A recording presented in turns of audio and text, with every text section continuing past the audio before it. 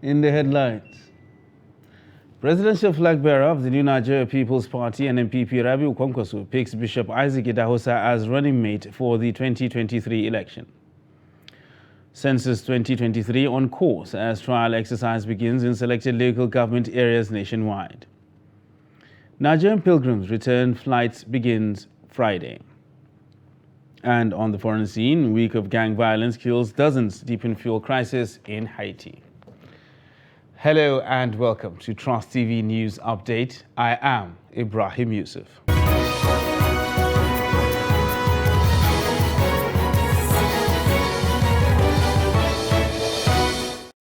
Presidential candidate of the New Nigeria People's Party NNPP, Senator Rabiu Kwankwaso, has picked Bishop Isaac Idahosa as his running mate for the 2023 general elections. The party announced the nomination in its official Twitter page on Thursday, barely 24 hours to the expiration date for the substitution of nominations.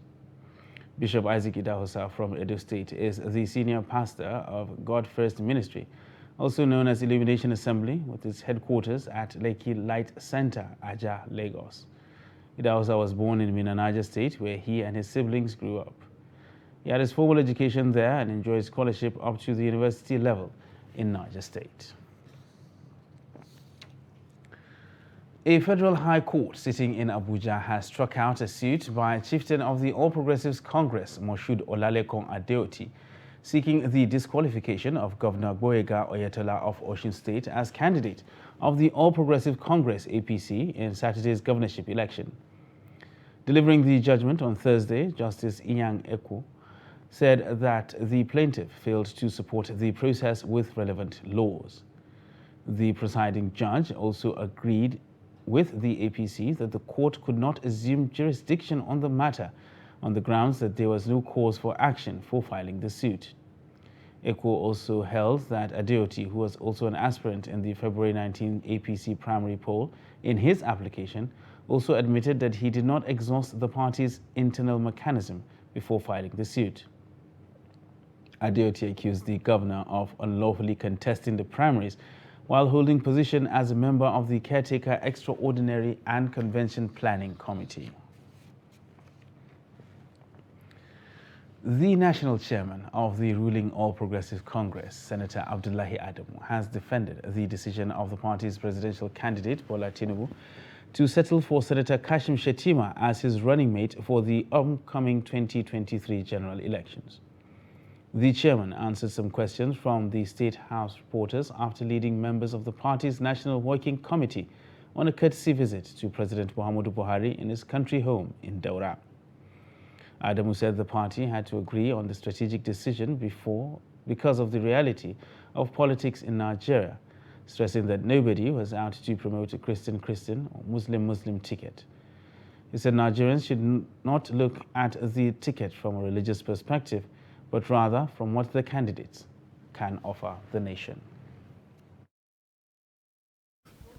God must have reason for having two of us, or two major persuasions, religious persuasions, to be in this country. And each of these groups have got people who have reason to believe they have a stake also. We've had time when Christians led this country. We've had time when Muslims not in the country.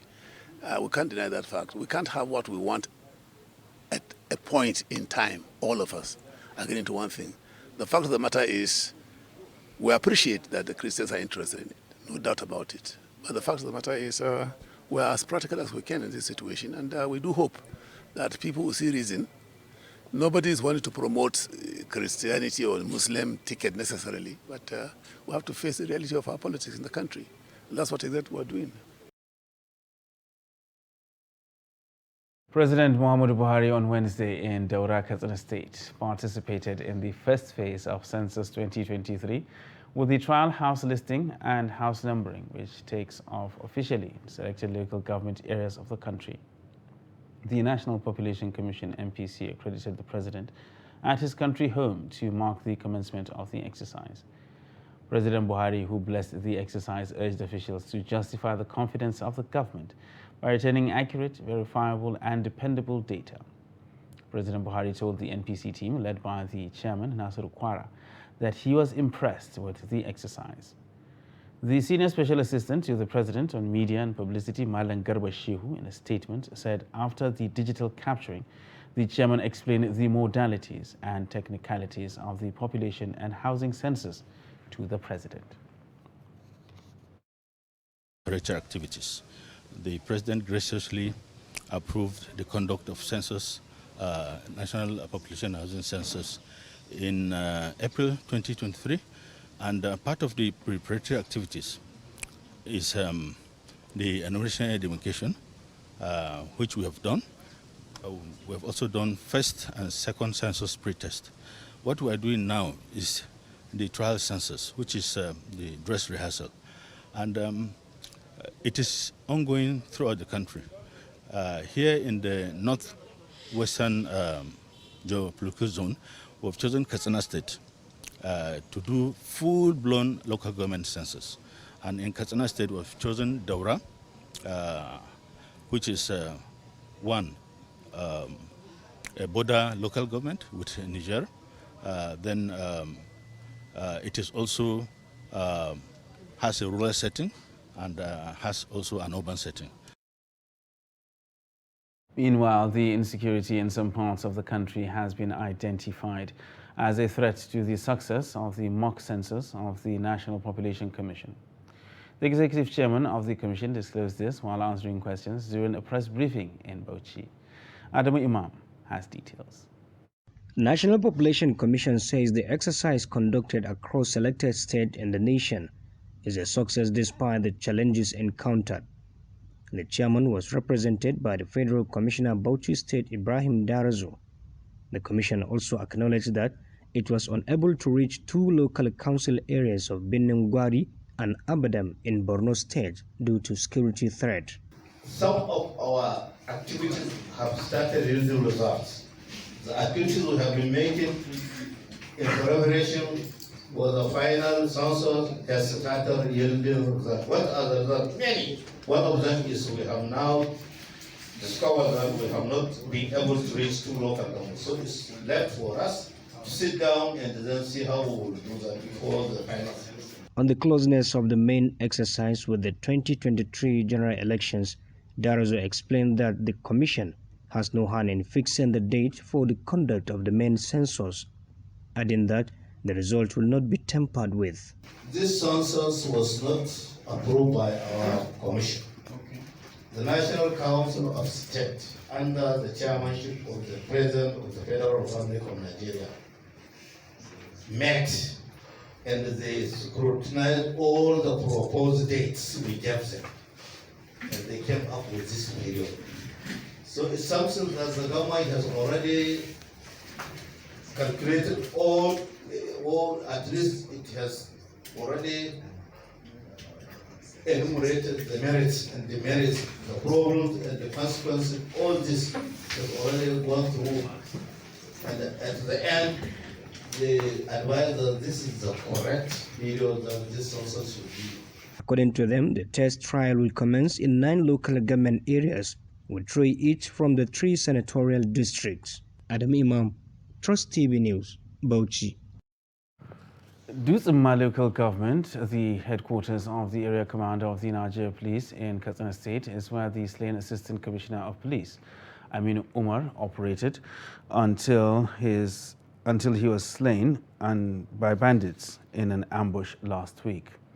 The brave ACP fought hard to contain the incessant killings, rustling of animals and kidnappings with the total support of residents of Dutsemma and other local governments comprising the area command. Abdullahi Yamazi visited Dutsemma, Kurfi, Safana, Batsari and Jibia local governments as part of operational jurisdiction of the area command. His report. There is no doubt people of the area enjoyed the gallantry and outstanding display of hard work and commitment of the police officer during his lifetime. ACP Aminu Umar paid the supreme prize in active service trying to protect people's lives and property within the jurisdiction of Dutsemma Area Command of the Nigeria Police Force. People here are saying they are finding it very difficult to put the unfortunate event that led to the killing of the police officer behind them. This is because before his death, he stood firm in protecting the area from incessant terrorist attacks. The killing of ACP Aminu Umar keeps reminding me of the assassination of some northern leaders during 1966 coup. If anybody in this area tells you he is now sleeping with his two eyes closed since the unfortunate event, he is lying. Bakin gwargwado area command yana kokari wajen dakile 'yan ta'adda. The role played by the late area commander in the protection of lives and property in the insecurity-prone local government would remain indelible in our minds. He was so much committed to the restoration of peace and tranquility in the area. The people are in despair and are wondering why the fight against terrorism is taking this long to accomplish. Plagued by the activities of terrorists, the residents of Dusima, Kurifi, Safana, Damusa, Kankara, Batsari, and Jibia local government areas now live in fear and uncertainty now that the police officer is no more. To the people in areas affected by insecurity, ACP Aminu Umar is equal to none. May his soul rest in Al-Jannah Firdausi. Amen. Barely a week after the killing of the police officer, bandits and other criminal elements have taken over total control of the insecurity-prone local governments, forcing farming communities to halt, even at the height of rainy season in Katsina State.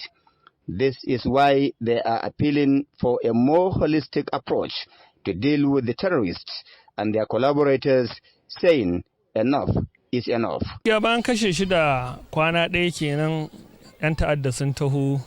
are still mourning the demise of the gallant police officer. To the people of Dusama and the environs, we are in trouble because the fragile security situation has totally collapsed since the very day the area commander was killed.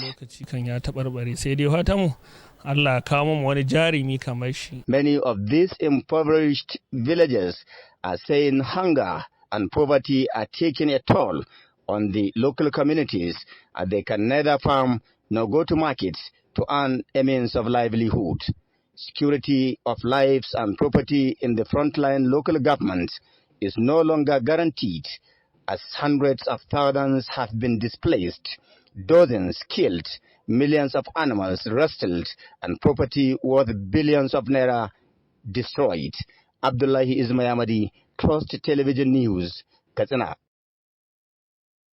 The National Emergency Management Agency in Lagos said 7 people have been killed and 8 others saved after 2 days of torrential rainfall that caused a flood on the 8th and 9th of July 2022 in Lagos.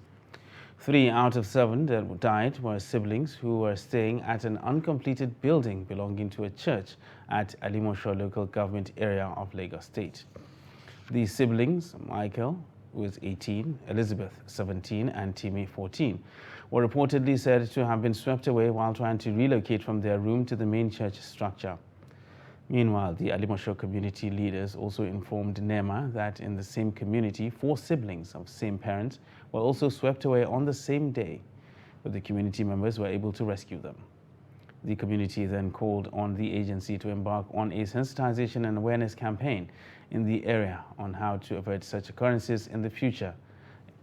In another follow-up story, in Orile Agege flood, 4 were rescued and 2 people lost their lives in the flood.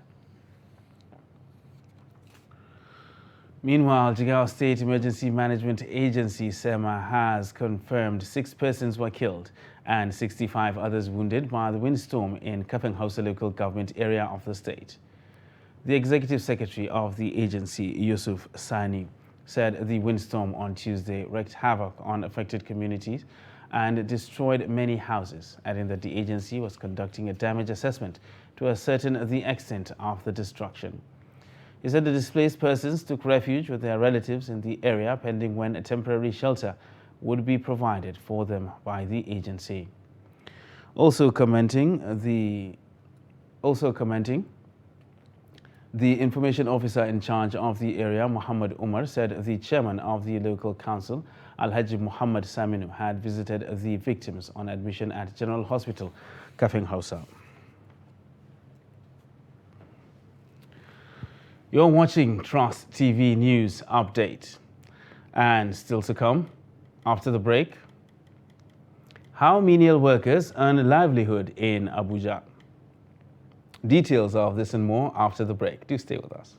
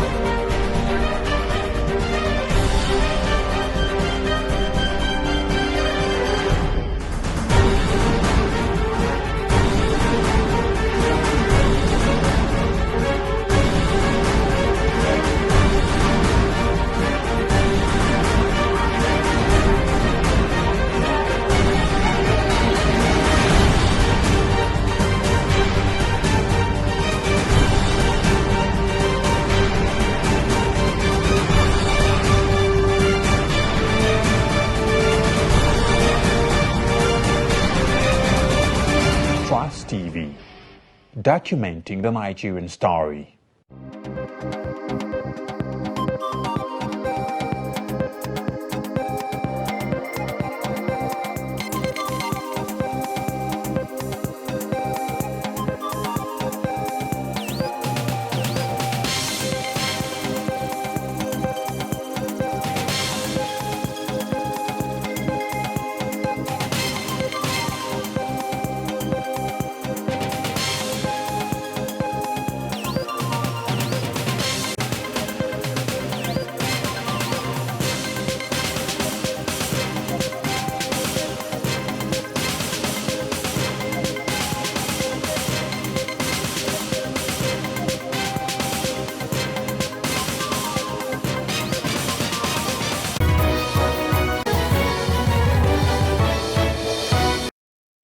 Welcome back, and thanks for staying with us on Trust TV News Update.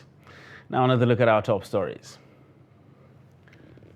Presidential flag bearer of New Nigeria People's Party NNPP Rabiu Kwankwaso picks Bishop Isaac Idahosa as running mate for the 2023 election. And Census 2023 on course as trial census begins in selected local government areas nationwide. And in other news now, Nigerian pilgrims will start returning home from Friday after the completion of the 2022 Hajj exercise. The chairman of the National Hajj Commission of Nigeria, NACON, Alhaji Zirkrullah Kulle Hassan, disclosed this during the year's post-Arafat meeting with stakeholders held in Mecca, Saudi Arabia on Wednesday. Hassan assured that the homeward airlift will be first in, first out, noting that lessons have been learned from this year's Hajj that would aid NACON's better performance in the next exercise. Meanwhile, the chairman, Senate Committee on Foreign Affairs, Senator Adamu Bulkachua, congratulated all pilgrims that performed the 2022 Hajj, praying Allah to accept it as an act of worship and a much more successful Hajj. Also, the chairman of the House Committee on Pilgrimage, Abubakar Nalaraba, assured that his committee will continue to work closely with the Commission for improved and successful Hajj operations. Minister of Water Resources Suleiman Adamu has called for support in immediate passage of the National Water Resources Bill into law. The minister made the call in an exclusive interview with Trust TV. The minister explained that the bill is not targeted at grabbing the land or waterways of states. He said rather it will give direction for the effective water resources development and management in the country. All what we've been doing is to put them together into one book instead of 4 separate laws. That is one. Number 2 is to strengthen the concept of integrated water resources management so that we can manage our water resources in a sustainable manner. By this, it means making sure that there is a balance Like I keep saying, some people have been misleading Nigerians. They've been misinforming Nigerians, and they don't want to lose face, to be seen to be the fraud that they are, and they want to continue to hammer on this water bill, and also to hammer on, to continue to divide this country, and they have found a weapon to use. And this is unfortunate, this is unpatriotic, and this is unsavory, and I think they should stop it. But any patriot in Nigeria, anybody that is objective, if you have an objective mind, please go and read the Water Resources Bill and see where, in any case, it has favored any community or what. It should be recalled that the bill, which triggered controversy in the National Assembly between 2017 and 2020, has now been reintroduced to the National Assembly. The need for access to services that prevent mother-to-child transmission of HIV/AIDS has again been stressed. According to experts, these services are mostly needed among some pregnant women in the country who find it difficult accessing the care in communities. Trust TV's Aisha Salihu reports. Reduction of the prevalence rate of HIV in target population of children less than 15 years and pregnant mothers, especially in Taraba State, is the basis for the dissemination of findings on the HIV identification, prevention and treatment upskill, among many approaches that help bridge the gap of eradication of the spread of HIV. As a country, we are on course to making really good progress towards epidemic control by next year, God willing. However, pediatric ARV, we continue to lag behind there. I think to a large extent, the reason for that lag is reflective of the weakness in our health system, which means that a number of our women don't deliver in facility. And so because they don't deliver in facility, it therefore implies that they will not be at a point where we could actually sort of scale up our case finding.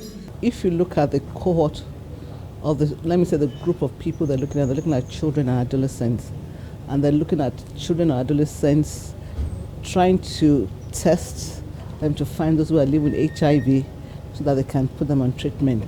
And those are the cohorts that UNICEF looks at. A science approach to implementation involving the use of existing community structures are among steps aimed at eradicating the spread of HIV, specifically in children, through positively tested pregnant mothers. First, we are able to identify village health workers, traditional birth attendants, and proprietary patent medicine vendors. Those are pharmaceutical shops at the local government level. Because we notice people patronize them more than even the conventional hospital. So we train them on how they can refer these pregnant women and then the children for HIV testing services. HIV prevalence in Nigeria is quite low compared to other African countries. In Nigeria, we are currently at 0.2%. So now you have this 0.2 in a large population of children. That means you need to test so many children before you are able to harvest those who are positive. The project, which commenced in 2019, has recorded positive partnership with national and state actors, including the National AIDS and STIs Control Program, National Agency for Control of AIDS, and the Taraba State Government to facilitate deliverables in line with set objectives and performance indicators. Aisha Salihu, Trust TV News, Abuja. Now, Abuja is one of the fastest growing cities in the world, attracting hundreds of menial workers who struggle to earn a living. Kabiru Lawal speaks with a cross-section of youth in the city on how they struggle to make ends meet. The report. Menial workers are often classified as low-income earners in the society because of the nature of the job. However, youths do not picture themselves handling such jobs. But lack of employment in the country has forced these youths to be engaged in such manual jobs. Some youths revealed to Trust TV correspondent that before these at times, things were better. But going by the high cost of living and difficulties in getting jobs made them to take on anything that can put food on the table. Like we now here that we not have enough cash to buy some instrument. So we have to come and look for small things because the country na oho. Come on, like, so let's get me now like this. My mother don't call me now and say, I send 2,000 for her. If you small 10,000, I don't gather now, I send 2,000 for her like this. You see? Family. Now me be firstborn, but still on still. So, if you go, man, make person help you, man, make you open shop for you. Okay, bros, I do so well, fashion designer, if I sew for you. They called on well-meaning Nigerians and the government to come up with programs and projects that should change the current and ugly narrative. Politicians, they don't want to give us work more to do. They say go work. We find school go, they don't give us school. The education, man, we thank God, we try, we read, we write, we defend ourselves for some kind of places. And the small power we get, don't be say we get job rich like the way we work. But we see they appreciate, they don't say that's stealing. Now we will not want. Some of them even showed off their musical skills. Life na jeje, everything na turn by turn. If your turn reach, bros go blow. If your turn reach, bros go hammer. My brothers, I don't think one day they will lie on me. Observers believe young people are in their need of change that can give them opportunity to be part of meaningful development in the country and beyond. It is of paramount importance that in life, no talent is wasted. This is what they do here, and they sing, dance with joy to make ends meet and put food on the table for themselves. In Abuja, Kabir Lawal, Trust TV News. And now look at the foreign scene, where rights groups say at least 89 people have been killed after a week of gang violence in Haiti's capital. Now this comes as soaring prices, fuel shortages and gang warfare accelerate a brutal downward spiral in the security situation in Port-au-Prince. And that wraps up Trust TV News Update for this hour. For more news, you can subscribe and follow us across all our social media platforms. I am Ibrahim Yusuf. Thanks for watching.